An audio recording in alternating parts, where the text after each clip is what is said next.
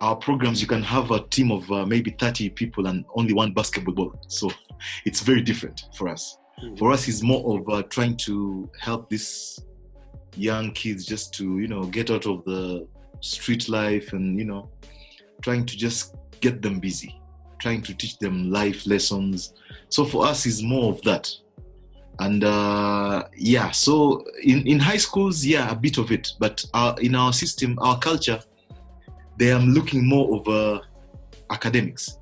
Sports is a waste of time for most of us. So it's up to you as a person. But we still try. For me, my vision is just to see that I can be able to, for example, I have so many guys that I've coached that are coaches right now. So for me, that is more or less the vision, that let me be able to raise more guys who can be able to, develop the game of basketball in Kenya and East Africa. And for me, my core value, like, it's focus, brilliance, intensity. So just focus in whatever you're doing. Make sure your mind is there, Don't think about anything else. Just focus. Let's do whatever we've planned to do. Then brilliance. As much as we are playing basketball, it has to be good. Make a good shot. Make sure you can dribble well. You can pass well. Not just play. It's better to lose with brilliance than just playing. And then intensity. I like players who can really, run, be so active, so intense in the game. So for me, I go with that. So before the game, we always remind ourselves, focus, brilliance, intensity. Just to describe, did you know that in Kenya, we only have probably 2 indoor basketball gyms? You can imagine. All our league games, we play them outside. So like when it rains, everyone has to go. Go away. And also, we are not paid to coach. For the past 20 years, I'm not paid to coach. Like, we just do it for fun. So we have to look for friends.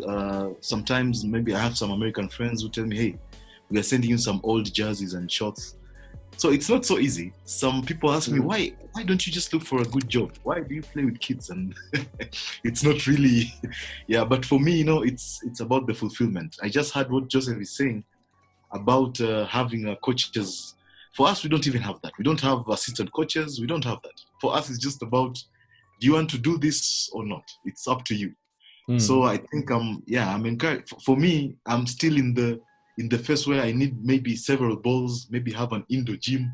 Then I come to what Joseph is saying. Hey, let's have a coaches lounge or something. So it's so interesting. When I tell people this, they're like, are you serious? I say, our national league, like our NBA, we play outside. So like everyone comes in like, what? You serious? You say, we don't have like the shot clocks, and it's very difficult even to to play the game. But it's interesting. It's amazing. It's a different challenge, and it's also a good thing. It makes people to appreciate what we're doing. So at first it was difficult because I was trying to see. You can imagine you've been given maybe 1.5 hours. Nowadays it's 1 hour, and by the time you're doing one drill, by the time you teach the second person, maybe when you're doing a layup drill, for example, maybe someone will hold the ball maybe twice. So most of my coaching is more psychological. And what I do is our Kenyan season is between January and April. That is the main season. So off season is when I do, during weekends, we have a longer time. That's when I do, the basics, trying to teach them how to do the layup, how to shoot. But during the season is more of, let's just play. Like 3/4 of my time is just playing. And also I realized the plays won't work because there are so many of them. And you can't chase them away. They want to play. Kids love to play. They just love to come there and play. So it made me come up with so many ideas. Like we have a game where we play, when you scored one basket, you're off. So like I have several teams. So after warming up and stretching, I tell them, hey, everyone has a team. I balance several teams, like 6 teams. So when you scored one basket, you're out. One basket, you're out. Things like that. Then during the weekends, I do tournaments.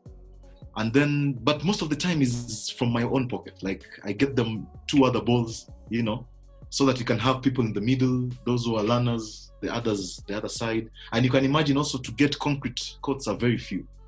But I'm privileged, the school I coach, there's a concrete court. But some other schools don't have it. So like most teams have netball players, because netball, they are used to passing, and you'll notice they don't even use the board. But these girls, because Kenya, we are more athletic, so to speak. We are genetically, we are very good in running, and so they get those kind of players who can press you a whole game full court. They don't know how to play anything. They just know how to pass and to score, and they can beat you even 100 like 2. You can't even cross the half court.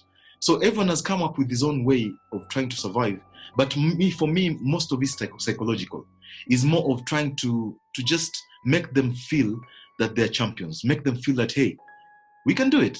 And it's so weird. I've won 16 straight county championships, by the way, for 16 years. I've never lost in my county. Yeah, with my 3 balls. There are some schools which have even, basketball courts and stuff. But I came to realize it's about coaching the heart. It's not about coaching. It's not about the drills. Sometimes you do so many drills, waste a lot of time doing those drills, but those people are not connected. Then there's no love. I like telling them our slogan is victory with love. Like we just need to love each other and just go and have fun. And I tell them, hey, if you're not having fun, I don't see why you should play. It has worked for me for 16 years now. At first, it wasn't the same thing. And also the other thing is that I realized if I start complaining about the school administration not supporting me, we go for tournaments, not paying, I love basketball. What will happen? These kids love basketball. They're even ready to go and even pay me. They're like, hey, if you get some money, we can be able to give you. I tell them, no, let's just go and have fun. So I think for me, what I can say is, as coaches, sometimes it's about what you believe on, the core values, what you believe on, your mission. What do you want to achieve? Is it about, for some coaches, I know it's about trophies, which is good. For some people, it's trophies. But for me, it's more about making their life in school interesting. Teaching them about, looking at life differently, get friends, get to know friends, some of them have discipline issues, character issues, and sport is a very good way to teach all this. So it has made me become creative. That is what I would say. Teach the heart, make them, sometimes I just make them believe that we're going to win. It's not that they have a good team. I've won a finals, a regional finals with a team which was not really brilliant, as I was saying. But because I made them believe, I crossed the heart. I told them, hey, it doesn't really matter. Let's just go, have fun. For me, I know in my heart, we are not going to really win. But we actually won with the half a basket. So it's just about being mentally, prepared with the kids. And then whatever you have, try and plan. My drills, I make them to be drills that will incorporate several things. Like the drill will incorporate layup, running, and something else, so that we can kill more time than having several small drills, because I only have fewer balls. So I think it's just about being creative, for me.